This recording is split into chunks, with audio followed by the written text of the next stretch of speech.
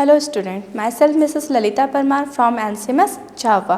Today we discuss about the term 2, lesson number 1st, our lifelines, air and water. Okay, this one is a revision episode. Okay, layer of atmosphere. First हमने last time भी इस video में इसका जो video बनाया था हमने उसमें देखा था लेयर्स ऑफ एटमॉस्फेयर. कितनी लेयर्स होती हैं एटमॉस्फेयर की? 5. और एटमॉस्फेयर है क्या एक्चुअली? जो हमारे अर्थ है उसके सराउंडिंग एरिया जो आपका आता है ना, उसमें जितनी एयर्स कंज्यूम करती हैं, एक कहना चाहिए ब्लैंकेट टाइप का ना कवर करती है ना, वो सारा इसके अंदर इंक्लूड हो जाता है. उसमें उसे जो साइंटिस्ट है उन्होंने क्या करा, उसे 5 लेयर्स में डिवाइड कर दिया है. Okay, the earth is surrounded by a thick envelope of air called the atmosphere. In order to study the atmosphere, scientists have divided into 5 layers. ठीक है, उसके स्टडी करने के लिए क्या कर रहा है, उसे फर्दर 5 डिवीजन में डिवाइड कर दिया, 5 लेयर्स में डिवाइड कर दिया. First one is the troposphere. This is the first layer of the atmosphere. ठीक है, ये कैसे कौन सी लेयर है? फर्स्ट लेयर है. कहाँ पे? Just about to the ground, ground के जस्ट ऊपर वाली ना. Troposphere is where we live in and where most aeroplanes fly. ठीक है, यहाँ कौन सी इस लेयर में क्या करते हैं, हम लोग रहते हैं जनरली, और इसी जो है एरोप्लेन वगैरह फ्लाई होते हैं वो इसी में होते हैं ना. The weather change take place in this layer. और जो वेदर है वो भी कहाँ पर चेंज होता है? इसी लेयर में. कहाँ पर? ट्रोपोस्फियर में. Okay, next one is the second layer, just उसके ऊपर आती है, वो होती है stratosphere. This is the second layer of the atmosphere. ठीक है, और ozone layer is the part of the stratosphere. ठीक है, जो ओजोन लेयर होता है वो कहाँ पर होता है? हमारा स्ट्रेटोस्फियर में ही होता है. The ozone layer absorb harmful radiation from the sun and stop them from reaching earth surface. ठीक है, अब क्या होता है, ओजोन लेयर का वर्क क्या होता है, ये क्या करते हैं, हार्मफुल जो रेडिएशन आता है सन के थ्रू, है ना, उससे क्या करते हैं, एब्जॉर्ब कर लेते हैं और हमारे अर्थ तक नहीं आने देते, उसको वापस रिमूव कर देती हैं. ठीक है, jet planes fly in the stratosphere. यहाँ हमारे कहाँ ट्रोपोस्फियर में क्या है, एरोप्लेन्स वगैरह फ्लाई करते हैं, वेदर चेंज होता है. यहाँ पे इसमें इंपॉर्टेंट क्या है कि आपके ओजोन लेयर इसी लेयर में होती है. सेकेंड वन इज इसमें जेट प्लेन्स फ्लाई करते हैं. नेक्स्ट वन इज हमारा है मेसोस्फियर. ठीक है, this is the third layer of the atmosphere. कौन सी लेयर है हमारी? 3rd नंबर की ना. From the earth's surface this is the coldest among all the atmospheric layer. सबसे ठंडी है ना, जितनी 5 लेयर्स है उसमें से सबसे मिडिल में है और ये सबसे ठंडी है. Meteors burn up in this layer while entering the earth surface. ठीक है, जैसे आप लोग देखते हैं ना, सुनते हैं भी हैं, बहुत सारे लोग बोलते हैं चमकता हुआ तारा, टूटता हुआ तारा दिखाई देता है, जो वो क्या होता है, मेट्रियोस होते हैं. ठीक है, जब किसी जो आपका इन्वायरमेंट है उसमें अगर कोई भी जो सन का ये मेट्रोस होते हैं, छोटे छोटे कन्स होते हैं, जब वो इंटर होते हैं तो क्या होते हैं, एयर में जब इंटर होते हैं एयर की लेयर में तो फ्रैक्शन हो जाता है. उसमें फ्रैक्शन से क्या हो जाता है, उसमें बर्न करने लग जाता है. फ्रैक्शन ज़्यादा हो जाता है, वो बर्न होने लग जाते हैं, वो जलता हुआ ना, तो वो हमें टूटता हुआ तारा चमकदार दिखाई देता है. वो क्या होते हैं, किस में होते हैं, आपके इसी लेयर में होते हैं. From the earth we see them as shooting star. ठीक है, उस शूटिंग स्टार्स बोलते हैं. Next one is the thermosphere. This is the 4th layer of the atmosphere. कौन सी लेयर है ये? 4th लेयर है ना. From the earth surface space shuttle fly in this layer. इस लेयर में क्या होता है, स्पेस शटल जो होते हैं वो इसी लेयर में फ्लाई करते हैं. नेक्स्ट लास्ट वन इज होता है हमारा exosphere. This is the upper most layer of the atmosphere. ये सबसे अपर मोस्ट लेयर होती है ना. There is no air beyond this. इसके बाद एयर का जो एयर नहीं होती है ना, इसके आगे देखिए ये सारी 5 layers. First one is the, ये हमारी अर्थ है, जस्ट इसके ऊपर ट्रोपोस्फियर है जहाँ पर एरोप्लेन फ्लाई वगैरह कर लेते हैं. उसके बाद नेक्स्ट आते हैं आपका स्ट्रेटोस्फियर. इसमें हमारा क्या होता है, ओजोन लेयर होती है ना, और ये ट्रोपोस्फियर में हमारा क्या होता है, वेदर चेंज होता है. Next one is the mesosphere. ये आपको शूटिंग स्टार दिखाई दे रहा है. मेसोस्फियर में क्या होता है, सबसे कोल्डेस्ट लेयर है. नेक्स्ट वन इज हमारा इसके ऊपर आ रहा है क्या, आपको थर्मोस्फियर. थर्मोस्फियर में क्या सटल इस वगैरह में रहते हैं. लास्ट वन इज है एक्सोस्फियर. ठीक है, एक्सोस्फियर की अमाउंट क्या होता है, बहुत कम, और उसके बाद कोई भी एयर का आपको अमाउंट नहीं दिखाई देगा.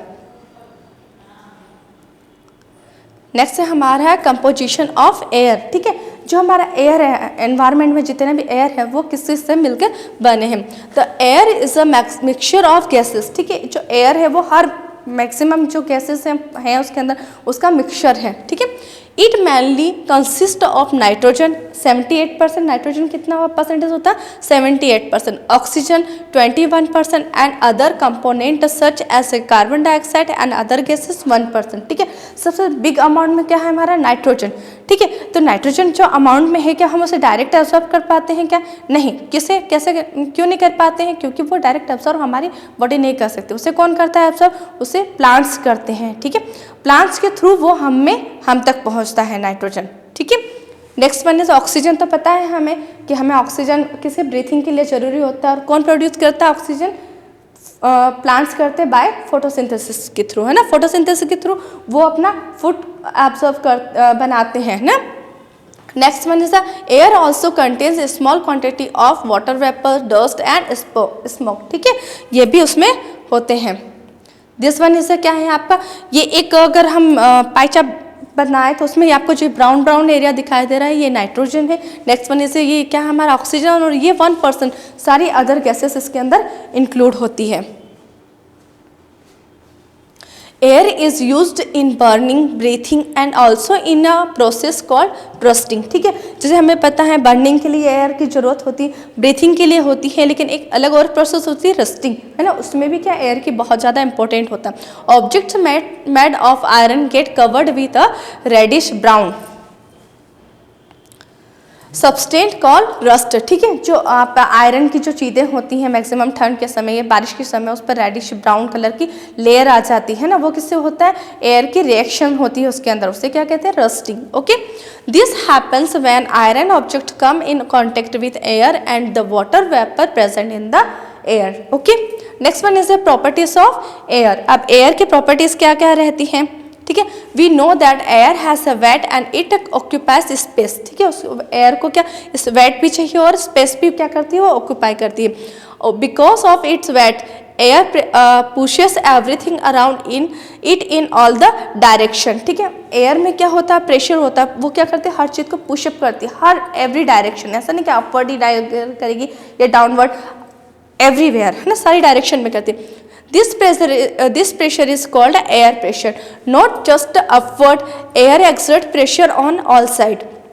When a balloon is blown over its maximum size, ठीक है, अगर आप बलून को हम अगर उसमें एयर फिलअप कर रहे हैं और मैक्सिमम साइज हो गया तो the air exerts too much pressure on the walls of the balloons and it burst, और बलून क्या हो जाएगा? फट जाएगा, क्योंकि प्रेशर बहुत ज़्यादा, एयर का प्रेशर बहुत ज़्यादा लग रहा है इसलिए ना। Some applications of the air pressure in everyday life are given below. First one is the drinking through a straw के थ्रू हम जो ड्रिंकिंग करते हैं उसमें, फिलिंग अप इंजेक्शन सिरिंज जो फिलअप करते हैं उसमें, getting water from a hand pump. Next one is using a vacuum cleaner and working of aeroplanes and shell boat. ठीक है, इसमें भी क्या एयर प्रेशर के थ्रू ही ये सारे वर्क होते हैं। Next one is the removing insoluble impurities from water. ठीक है, वाटर से इनसॉल्युबल मतलब वाटर के अंदर वो सॉल्युबल नहीं है, उन्हें कैसे हम दूर कर सकते हैं? Insoluble impurities such as sand and mud can be removed by sedimentation, decantation and filtration method. ठीक है, ये 3 मेथड्स हैं। First one is sedimentation, decantation and filtration method. The process of separating solid particles from a liquid medium using a filter paper is known as filtration. ठीक है, सेडिमेशन में क्या होता है? जैसे जो अनसॉल्युबल थिंग्स जो होते हैं, इम्प्योरिटीज होती हैं, वो वाटर के अंदर मिक्स होती है। अगर उसे हिलाकर हम थोड़ी देर रख दें अगर, ठीक है, तो वो क्या होगी? नीचे बैठ जाएगी। ठीक है, उसके बाद हम क्या करते हैं? डिकेंटेशन मतलब उसको जो इम्प्योरिटी बैठ गई है उसके अंदर उसको बाहर सेपरेट कर लेना, है ना। और फिल्ट्रेशन क्या होता है? यूजिंग अ फिल्टर पेपर के थ्रू अगर हम उसे छान लेते हैं, फिल्टर कर लेते हैं, वो उसमें फिल्ट्रेशन होता है। ठीक है, application of filtration in daily life. First one is the vacuum cleaners have filter to trap dust particles. ठीक है, इसमें फिल्ट्रेशन यूज होता है। Next one is the water tap usually have filters to purify water. ठीक है, next one is the coffee makers have filters to keep coffee grounds out of coffee. ठीक है, next one is the air conditioners have filter to trap the dust particle in air. ठीक है, ये इसके क्या है? आपके यूजेस है। Next one is the purification of drinking water. ठीक है, अब प्यूरिफिकेशन कैसे होता है ड्रिंकिंग वाटर का वो देखते हैं हम।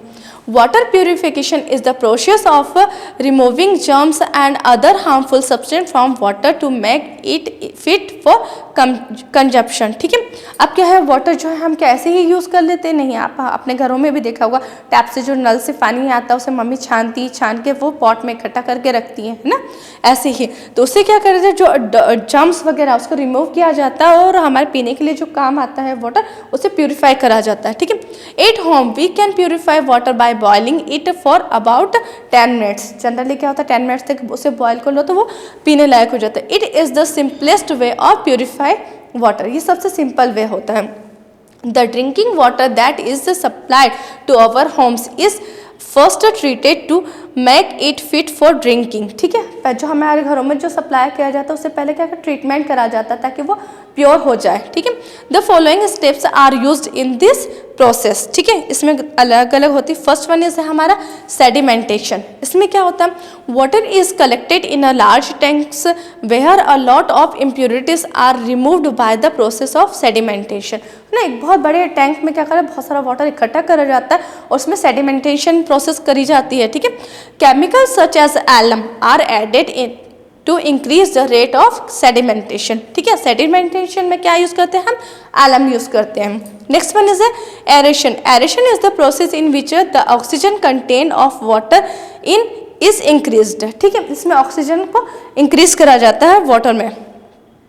ओके, थर्ड नंबर पर हमारा है filtration. After sedimentation finer impurities are removed by the process of filtration. ठीक है, अब हमने एरेशन कर लिया, एरेशन के बाद फिल्ट्रेशन जाके जो बारीक बारीक से जो जर्म्स वगैरह या इम्प्योरिटीज रह गए उसे फिल्टर कर लेते हैं हम उसमें।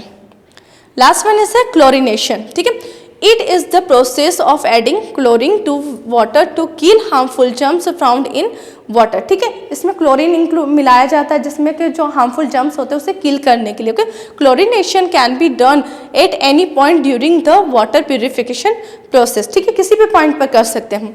The purified water is then supplied to our homes, और उसके बाद क्या करा जाता है, हमारे घरों तक उसे भेजा जाता है। ठीक है, देखिए यहाँ पर ये वाटर रिसर्वर है, यहाँ पे इकट्ठा करा जाता है, फिर सेडिमेंटेशन टैंक में डाला जाता है, यहाँ सेडिमेंटेशन होता है। नेक्स्ट वन इज इस वाले टैंक में सप्लाई करा जाता है, यहाँ एरेशन टैंक होता है। उसके बाद हमारे इसमें आता है फिल्ट्रेशन टैंक। ठीक है, फिल्ट्रेशन टैंक के बाद हमारा यहाँ आता है जहाँ पर हम क्या करते हैं, क्लोरिनेशन। और क्लोरिनेशन किसी भी स्टेप में, इनमें 3 स्टेप में कहीं भी अप्लाई कर सकते हैं। उसके बाद इसे सप्लाई किया जाता है हमारे घरों तक। ओके, ये आपके वर्कशीट है जिसे आपको जो एक्सप्लेन किया है उसी के थ्रू आपको इसे फिलअप करना है।